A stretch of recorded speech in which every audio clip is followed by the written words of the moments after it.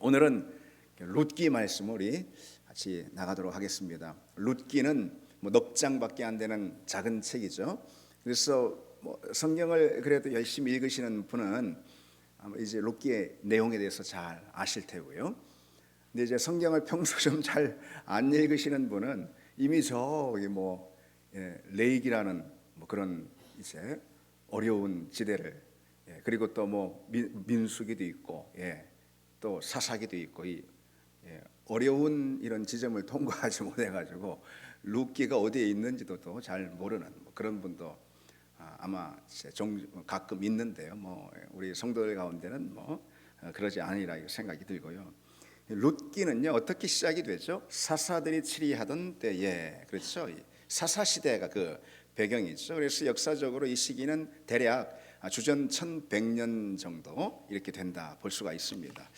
이때 사사시대, 지난주에 말씀을 나눴지만은 이스라엘 역사 가운데 가장 혼란스럽고 영적으로 가장 어두웠던 그런 암흑기, 이게 바로 사사시대였잖아요. 다 저마다 자기 소견에 옳은 대로, 다시 말해서 하나님이 왕이신데 왕의 뜻, 왕의 말씀, 왕이 주는 참된 진리 있죠.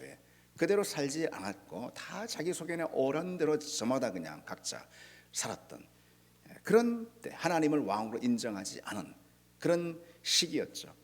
그런 시기 룻기라는 것은요 그런 사사시대, 그리고 이어서 뭐가 나오죠? 사무엘상이 나오지 않습니까? 다시 말해서 다윗 왕의 왕정시대, 이렇게 이어주는 그런 가교 역할을 하는, 징검다리 역할을 하는 책이 바로 이 룻기다, 이렇게 말할 수가 있습니다. 룻기를 이해해야지만 왕정시대, 시대적으로는, 성경으로 보면은 사무엘상하로 이어지는 이 성경의 메시지를 분명히 알 수 있다라는 점을 여기서 우리가 발견할 수가 있는 거예요. 그래서 이 작은 책 룻기가 사사기와 그리고 사무엘상하 이 중간에 놓이게 된 거죠.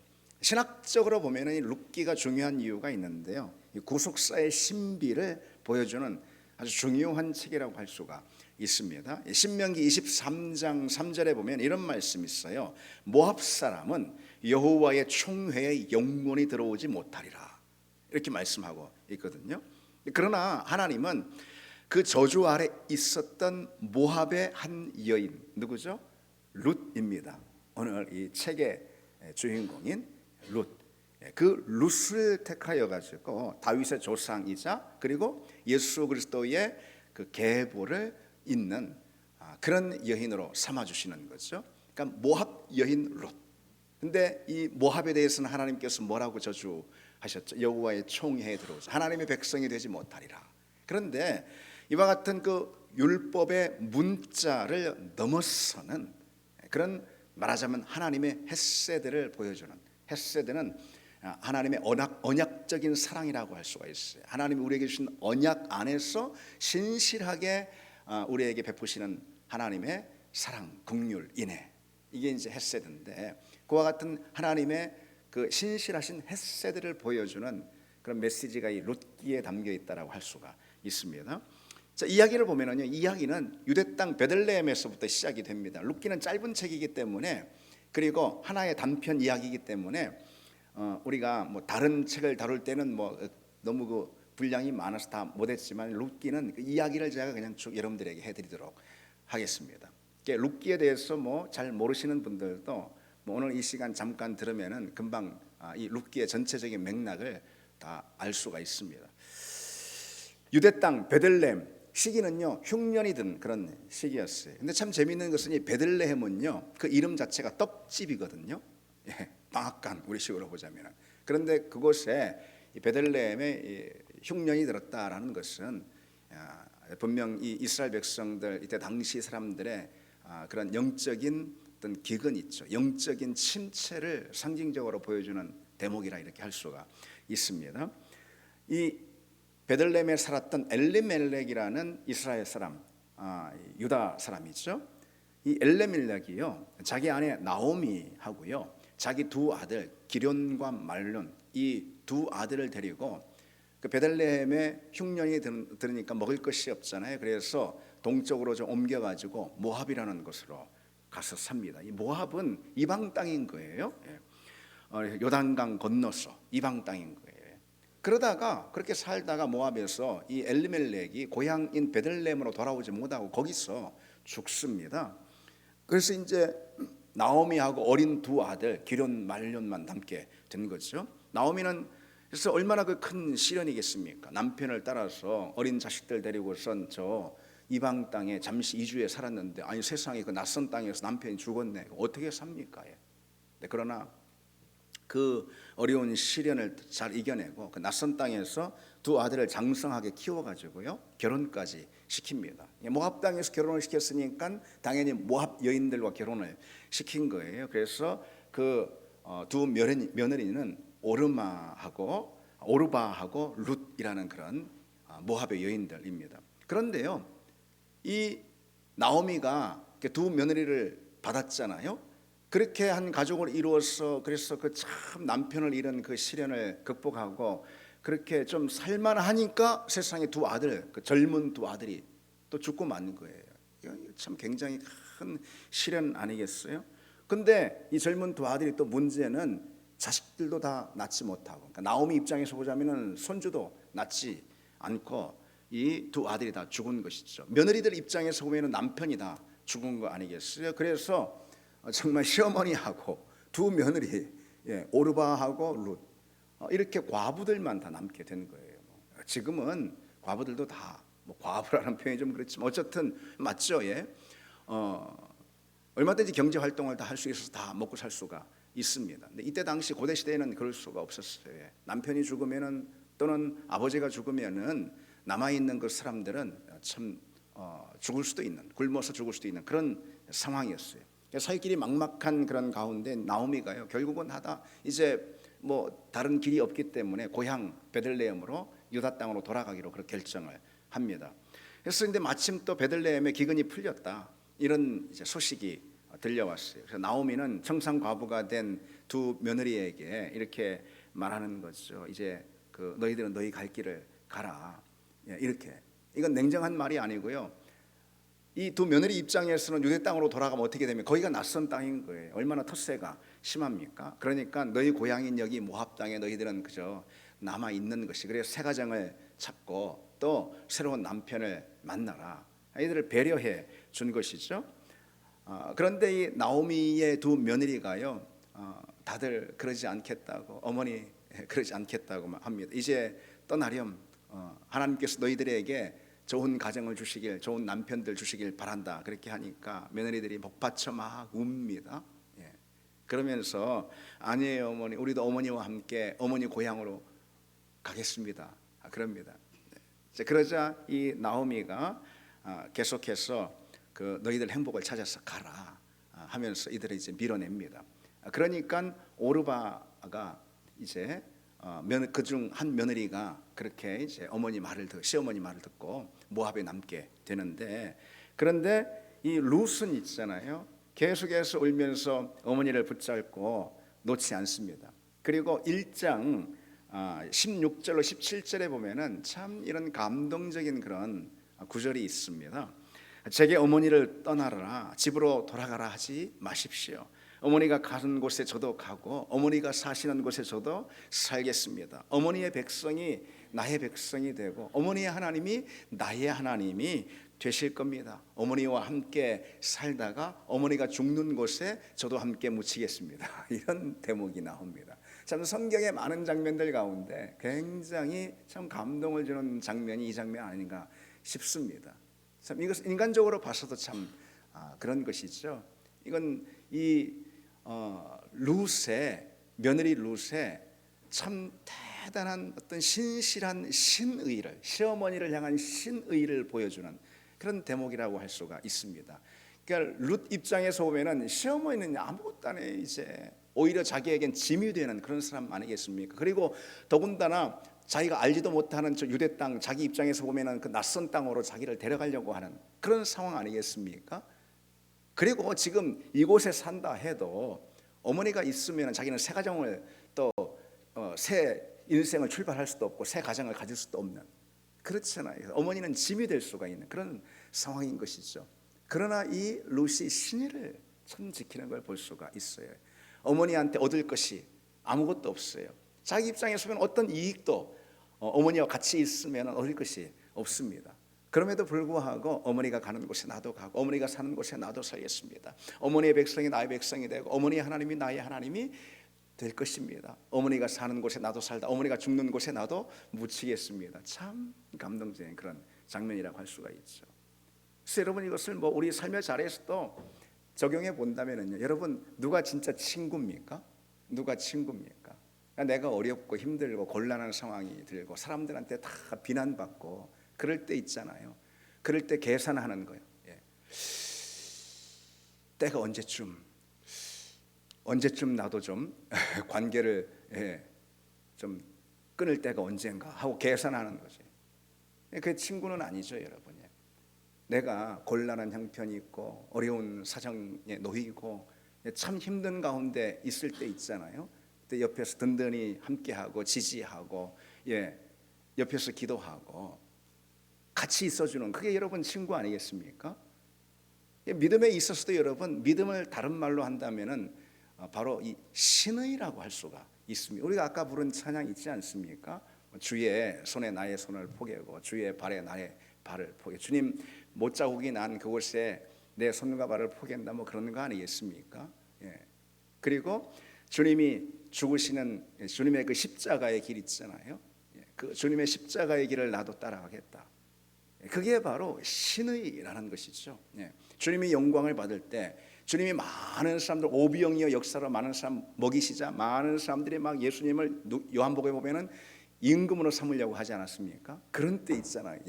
그냥 옆에서 그냥 있으면 한 자리 차지하겠다. 계산하는 거예요, 계산. 그렇죠. 제자들이 실제로 계산하지 않습니까? 그래서 막 요한하고 야고보는 서로 뭐 막 다투잖아요. 어느 자리에 앉을까 뭐 그러면서 말이죠. 예수님 임금이 되면은 나는 좌의정, 너는 뭐 우의정 하면 서로 이렇게 다투지 않습니까? 계산하는 것이죠. 이익을 찾는 것이죠. 그러나 주님이 십자가의 길을 걸을 때, 십자가의 삶을 살 때, 주님 맡겨주신 자기 십자가를 지고 묵묵히 쫓는 것, 그게 바로 믿음 아니겠습니까? 그런 믿음을 가진 사람이 곧 부활의 권세와 부활의 생명과 능력도 함께 누리게 될 줄 믿습니다. 주님 우리에게 먼저 십자가의 길로 부르실 때 우리는 그것을 신의로 응답하는, 그게 바로 여러분 다름 아닌 믿음이라는 사실을 기억하기를 원합니다.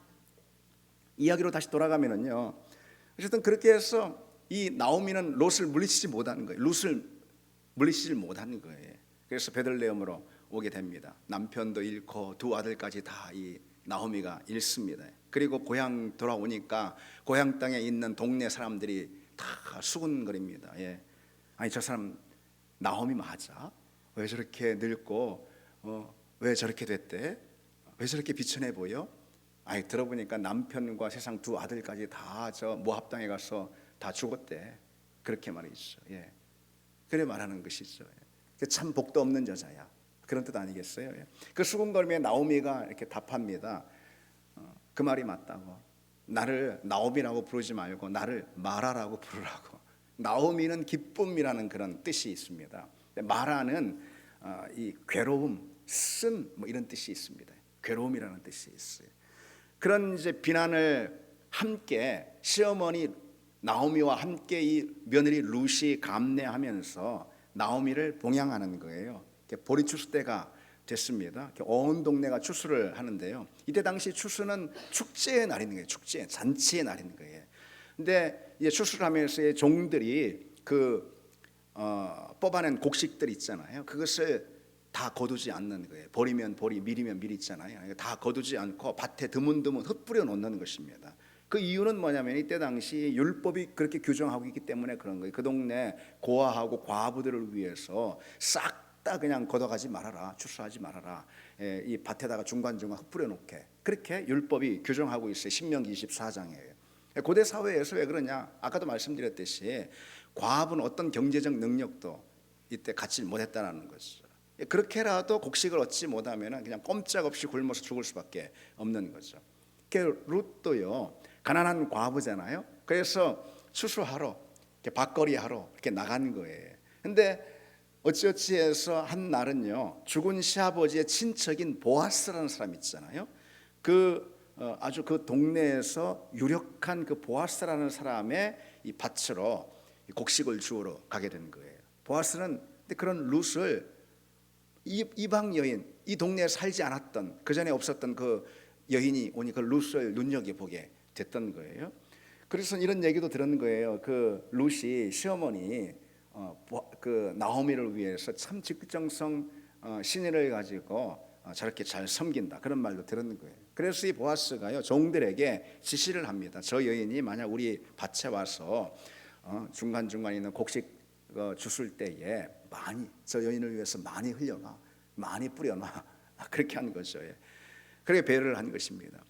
룻은 추수하는 그 종들 뒤를 따라가면서 중간중간 남은 그 곡식단을 거두게 됐는데 자기가 생각하는, 기대하는 그 이상으로 훨씬 더 많은 나달을 걷게 된 거예요. 그래서 한 자루를 채우게 됐습니다. 기뻐가지고 자기 시어머니에게 돌아가가지고 그날 있었던 그 이야기를 다 하고 그 밭의 주인 이름이 보아스더라라는 이런 이야기도 하게 된 거예요. 그 얘기를 들은 이 룻이요, 무릎을 치면서 정말 그런 일이 있었냐고, 그러면서 하나님이 우리에게 복을 주시려나 보다, 그래 말합니다. 사실 그 밭주인 보아스는 우리를 거두어야 할 책임이 있는 사람이다 라고 이 룻에게 말을 해줍니다. 이 말은 어떤 의미냐면요, 율법으로 정한 이스라엘의 결혼 제도를 뜻하는 그런 말이에요. 이 말이에요. 당시 이스라엘은요, 후사가 없을 때, 자식이, 아들이 없을 때요, 형제 친족의 그 기업을 가까운 형제 친족이 대신 회복시켜줄 그 의무가 있었던 거예요. 그게 율법이 정하는 그런 결혼 제도입니다. 그걸 가리켜서 고엘 제도다, 이렇게 말하는데 레위기 25장에 기록이 되어 있습니다. 룻에게는 그 남편의 친형제가 없잖아요. 다 죽었잖아요. 그렇죠? 그러니까 그리고선 기업 물을, 자기의 몫을 물을 사람이 아무도 없는 거예요. 그 가문의 기업을 물을 사람이 아무도 없는 거예요. 그러니까 형제가 하지 못하고 대신 가까운 친족이 그것을 해야 됐던 거예요.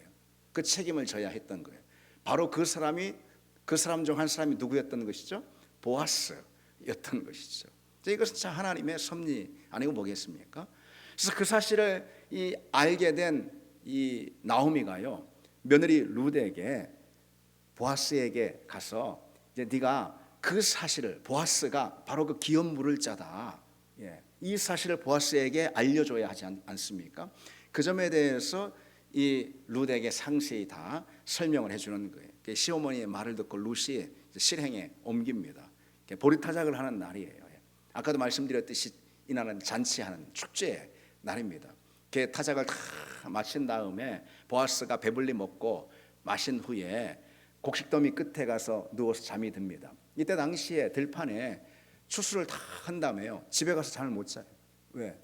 그거 다 도둑맞을 수도 있고 어떻게 될 수가 있잖아요. 짐승들에게 먹힐 수도 있고. 그래서 그 밭을 지키는 거예요. 곡식단에서 잠을 자는 것이죠. 정말 아주 잔치처럼 잘 먹고 거기 종들도 잘, 일꾼들도 먹게 한 다음에 그날 밤에 기분 좋게 돼서 그 곡식더미 끝에 누워서 잠이 들게 된 거예요. 룻은요, 시어머니 말대로요, 그날 목욕을 하고 기름을 바르고 고운 옷을 입고선요, 몰래 보아스의 발치에 이불을 들추고 눕게 됐습니다. 여기서 이제 목욕을 하고 기름을 발랐다라는 것은요, 뭘 말하는 거냐면요, 이 룻 입장에서는 남편이 전에 죽었잖아요. 그렇죠? 그래서 이제는 그 관계를 정리하고, 죽은 남편과의 관계를 정리하고 이제는 새로운 인생, 새로운 삶을 출발하겠다라는 그런 상징적인 의미가 여기에 담겨 있는 것입니다. 그리고 어쨌든 그 보아스의 발치에 누웠다. 발치에 누웠다라는 것은 그의 어떤 권위, 그의 질서 안에 서게 됐다, 이런 뜻을 말하는 거예요. 어쨌든 밤중에 보아스가 잠에서 깨보니까 웬 여인이요, 자기 발치에 누워있는 것을 보고 깜짝 놀라게 되잖아요. 그때 룻이 시어머니가 시킨 대로 말을 하는 거예요. 저는 룻입니다. 저를 당신의 품에 거두어 주십시오. 저는 당신과 가까운 친족으로 저를 맡아야 할 책임이 당신에게 있습니다. 이 고엘 제도에 대해서 말해주는 것이죠. 이 율법이 말하고 있는. 그러자 이제 보아스는 이 그 율법에서 준 그 기업 물을 자의 책임을 물게 됩니다. 책임을 다하게 되는 것이죠. 그래서 보아스가 결국은 룻을 아내로 맞아들이게 됩니다. 그리고 하나님께서 보아스와 이 룻 사이에 오벳을 낳게 하시고, 오벳은 이새를 낳고, 이새는 누구를 낳죠? 다윗을 낳게 되는 거죠. 그리고 다윗의 혈통 가운데 예수 그리스도가 오시게 됐다는 거죠. 그러니까 룻은 보잘것없는 이방인이었잖아요. 그리고 여호와의 총에 들어오지도 못하는 그런 모압의 여인이었잖아요. 그런데 말하자면 다윗 왕의 증조모가 됐던 것이죠. 그리고 예수 그리스도의 조상이 되어서 마태복음 1장에 그 룻의 이름이 들어가는 것을 볼 수가 있습니다. 이게 바로 룻기의 내용인데, 그러니까 룻기가 만약에 성경에 없으면은 다윗을 설명할 수가 없게 되는 것이고, 그리고 예수 그리스도까지도 그렇죠. 이 예수 그리스도의 계보, 그 족보 가운데 룻이 들어가 있지 않습니까? 그 온전한 설명을 위해서 이 룻기가 바로 이 성경에 들어가 있다라는 사실을 우리가 아는 것이죠. 자, 그러면은요, 오늘 우리는 이 룻기를 어떻게 읽어야 할까? 어떤 관점으로 읽어야 하고, 이 룻기를 통해서 우리는 어떤 메시지를 우리가 알아야 할까? 간단하게 우리가 두 가지만 생각을 해보겠습니다. 이 룻기의 전체적인 스토리에 대해서 제가 간략하게 말씀을 드렸으니까, 그 스토리가 오늘 우리에게 주고 있는 그런 메시지는 뭔가, 그 점에 대해서 말이죠. 첫 번째로는 뭐냐면요, 하나님은 평범한 사람들을 통해서 일하신다. 그것을 이 룻기가 보여주고 있는 거예요. 평범한 사람들을 통해서 하나님의 위대한 역사들을 만들어 가신다, 그런 거죠. 룻기가 성경에 들어가 있는 이유, 제가 말씀을 드렸듯이 룻에 대한 설명이 없이는요, 다윗 왕도 그리고 예수님의 계보도 기록할 수가 없는 거예요. 룻이라는 보잘것없는 이 여인이 성경 이야기 전체 맥락 가운데 얼마나 중요한 인물로 들어가 있는지, 그만큼 그 비중이, 그리고 그 의미가 크다라는 걸 말하는 거죠. 하나님은 하나님의 위대한 사역, 그 위대한 사역이 뭐죠? 하나님의 우주적 시간표 가운데 하나님이 행하시는 가장 중요한 목적과 계획, 가장 위대한 사역이 무엇입니까? 예수 그리스도를 보내시는 거죠. 그리스도를 통해서 우리에게 구속의 사역을 성취하시고 완성하는 내용 아니겠어요? 그렇죠? 구속의 약속이 바로 이 구약 성경 전체인 것이죠. 그리고 결국은 그 성취로 예수 그리스도께서 오시는 거 아니겠어요? 그 하나님의 위대한 이 구원의 시간표, 그 드라마 가운데 누가 있는 것이죠? 참 보잘것없는 이방 여인, 모압 여인이 룻이라는 여인이 들어있는 것이죠. 하나님은 왕들을 통해서도 일하시고, 선지자들을 통해서 일하시고, 그리고 제사장 통해서 일하시고, 또 신약으로 보자면 사도들을 통해서 일하시고, 다 그렇게 하시잖아요. 그러나 그들을 통해서만 일하시는 분이 아니라는 것이죠. 어쩌면 훨씬 더 중요한 역할과 비중을 이렇게 보잘것없는 한 여인에게 맡기신 것을 볼 수가 있죠. 신학자 유진 피터슨이라는 사람이요, 룻기에 대해서 우리 이렇게 말해주고 있어요. 룻기는 대수롭지 않은 평범한 인물도 하나님의 구원 이야기의 완결을 위해서 결코 빠질 수 없는 등장인물이라는 사실을 우리에게 보여준다. 그렇게 참내의 룻기를 한마디로 잘 요약하고 있다고 생각합니다. 자신이 할 수 있는 이 순종을 통해서, 자기는 부족하고 보잘것없지만 자신이 할 수 있는 그 순종을 통해서, 그 순종이 뭐죠? 처음에는 그게 뭔지도 잘 그 의미를 알지 못했을 거예요. 그러나 그가 자신의 삶의 그 자리에서 자신이 할 수 있는 순종은 뭐였습니까? 시어머니에게 이제 빈털터리가 되고, 이제 아무것도 안 된, 이제 아들들 다 주고 아무것도 아닌 그 어머니 있잖아요. 자기에게는 짐이 되는 그런 어머니, 그 어머니에게 신의를 보여서 그 어머니를 따르는 그런 삶, 이게 바로 이 룻에게 주어진 순종이었던 것이죠. 그 순종을 통해서 이 룻은 다윗의 조상이 됐던 것이고, 그리고 예수 그리스도가 다윗을 통해서, 그 혈통을 통해서 오신 거죠. 그러니까 여러분, 나의 작은 순종이, 나도 몰라요 그때는, 내가 이 순종을 통해서, 내가 이 헌신을 통해서, 내가 이 믿음을 통해서 어떤 일들이 펼쳐질지 나도 잘 모르는 것이 많이 있습니다. 우리는 그저 순종하는 것이죠. 그렇죠? 예. 우리가 하나님의 시야를 가질 수는 없잖아요. 우리는 우리 삶의 자리 한 조각 한 조각 안에서 우리 하나님 맡겨주신 그 사명 붙들고 지금 여기서 이제 순종할 뿐인 것입니다. 그 사명 잘 감당해 갈 뿐이라는 거예요. 그런데 하나님은 그 한 조각 한 조각을 모으셔가지고 하나님의 놀랍고 위대한 그런 구속의 그림을, 그런 퍼즐들을 하나님 만들어 가신다는 것이죠. 여러분, 우리가 큰 퍼즐을 만들어가는 그런 존재가 아니에요. 우리는 그건 하나님이 하신다라는 거예요. 뭐 대단한 것이 주어지고 뭐 대단한 성취를 미리 알 수 있는 그런 사명들이 주어질 때 뭐 우리가 거기에 뛰어들어 순종하고 뭐 거기에 헌신하고 그런 것이 아니라는 것이죠. 예. 그건 하나님만 아시는 것이죠.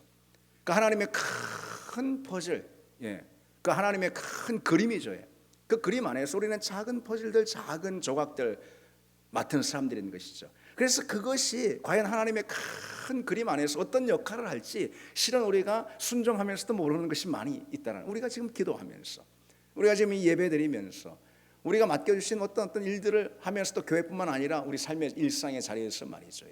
그러나 하나님은 그것을 통해서 하나님의 구원의 그림들을, 그 역사들을 맞춰가고 펼쳐가시는 줄 믿습니다. 그래서 여러분, 작은 것도 결코 우리가 버려서 되는 건, 작은 것도 결코 우리가 소홀히 여기서는 안 되는, 그거 버리면 안 되는 거예요, 여러분.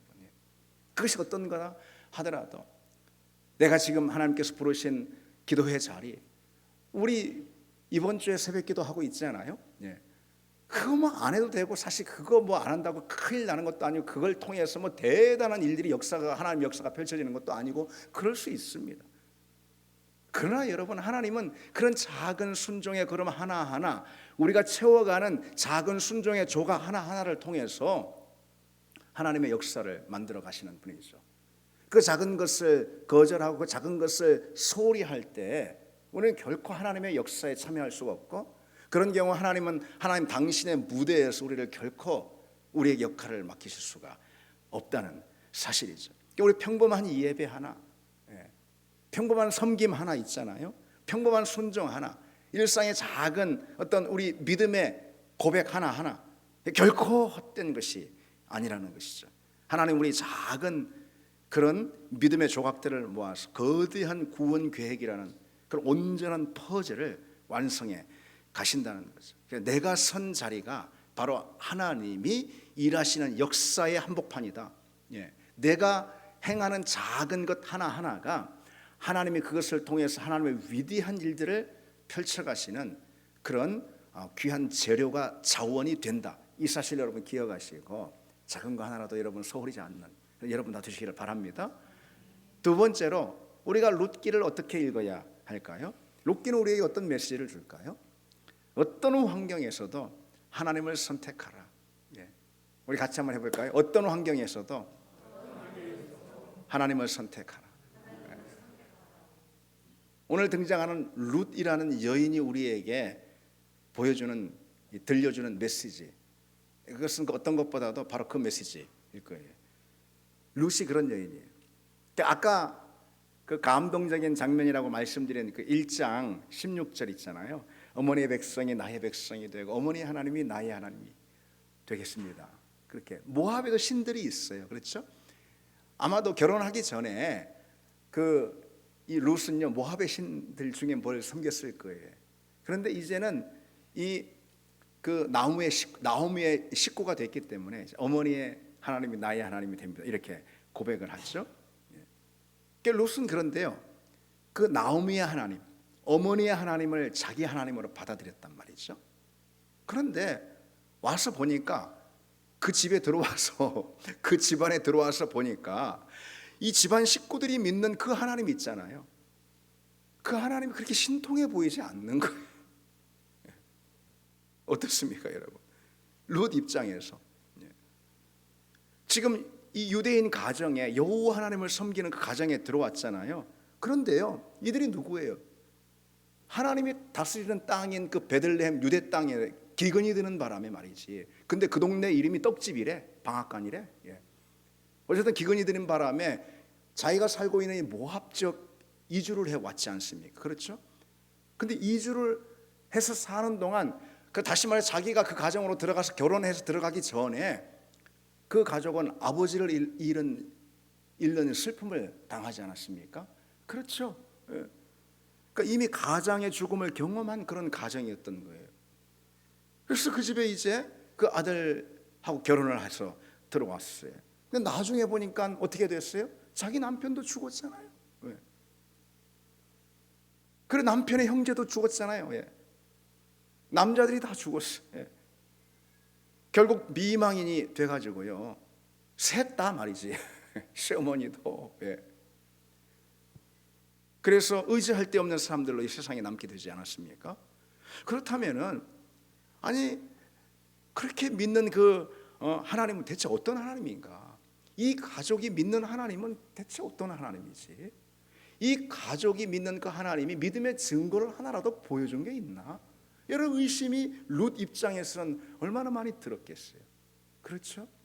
그래서 시어머니 나오미가 너 이제 그만 내가 보내주마, 넌 가라, 새 가정을 차려 하기도 전에 난 이놈의 집구석에 못 있겠다고 하면서 무엇보다도 당신들이 믿는 신만큼은 하나님만큼은 도저히 내가 용납할 수 없다고. 아마 룻 입장에서는 그런 입장이 될 수가 있었을 거예요. 참 그럼에도 불구하고 하나님의 은혜죠. 그렇죠? 하나님의 은혜인 거예요. 하나님이 룻을 사랑하시는 거예요. 그래서 어쨌든 이 룻은 자기 고향의 신들을 버리고요, 시어머니가 믿는 그 하나님을 선택합니다. 여기서 보게 되는 이 룻의 신앙 고백이 뭐냐? 다시 말해서 하나님께서 이 룻기를 통해서, 다시 말해서 하나님이 룻이라는 여인을 통해서 우리에게 강조해 주고 계시는 신앙 고백, 우리 신앙 고백의 내용이 뭐가 돼야 한다는 거죠? 저는 인생이 순탄할 때만 하나님을 선택하지 않겠습니다. 한마디로 바로 그거예요. 예. 저는 평탄한 삶의 자리에서만 하나님을 믿는 그런 믿음을 갖진 않겠습니다. 바로 그 신앙 고백을 하나님은 이 룻이라는 여인을 통해서 우리에게 보여주고 있다는 거예요. 어떤 상황에서도 하나님이 없어 보이는, 그렇지 않습니까? 그런 상황에서도 하나님을 믿고 하나님을 신뢰하고 하나님을 선택한 거예요. 그것도 원래는 자기의 하나님이 아니었어요. 어머니의 하나님이. 그러면 이게 참 하나님의 은혜다, 뭐 이런 생각이 참 많이 듭니다. 어쨌든 룻은 그런 믿음을 가진 사람이에요. 그게 바로 진짜 믿음이라는 이 사실을 성경은 룻기를 통해서 우리에게 가르쳐주고 있는 거죠. 하나님이 여러분 내 편이라는 증거가 막 넘쳐날 때, 어쩜 하나님이 나를 이렇게 사랑하냐라는 그런 막 고백이 터져 나올 정도로 막 그런 상황일 때 이 말이 있어요. 기도할 때마다 막 응답이 되고 삶의 형통함이 넘치고 마음의 평안이 막 그냥 주어지고 그럴 때 하나님을 선택하는 건 누구나 할 수 있는 거예요. 그건 사실 하나님을 선택한 것이 아니고 하나님이 내 삶에 내 육신에 주는 유익을 선택한 거 아니겠어요? 그렇죠? 그것은 신의가 아니고 거래인 거예요. 거래. 그래서 하나님이 그 거래의 상대가 안 된 것을 느끼는 순간 손절해버리는 거예요. 떠나버리는 거예요. 그러면서 무슨 갖은 여러 가지 할 말은 다 할 수 있는 거죠. 변명은 다 할 수 있는 거예요. 그러니까 하나님께 책임을 돌려버리는 거죠. 여러분 우리는 어떤가요? 룻이 서 있었던 자리를 한번 여러분 생각해 보세요. 그런 자리가 아니었잖아요. 시아버지도, 물론 시아버지야 자기가 그 가정 들어가기 전에 없었지만은 남편도 잃고 생계도 막막하고 이제 이방 땅으로 떠나요. 자기 입장에서 보면은 이제 유대가 이방 땅이니까 떠나야 하는 그런 이제 시어머니를 따라서 나서야 하는 그런 상황. 앞날에 무엇이 있을지 아무것도 모르는 불안하고 두려운 그런 상황. 그런 상황에서 룻이 시어머니를 따른 가장 중요한 이유 중 하나는 무엇입니까? 이제부터 어머니의 하나님이 나의 하나님이 될 것입니다. 여러분 하나님이 우리에게 요구하시는 믿음이 그런 믿음인 줄 믿습니다. 그런 믿음의 사람에게 하나님은 룻에게 주셨던 그 축복, 그 은혜를 주실 줄 믿습니다. 우리 같이 찬양하시고 기도하겠습니다.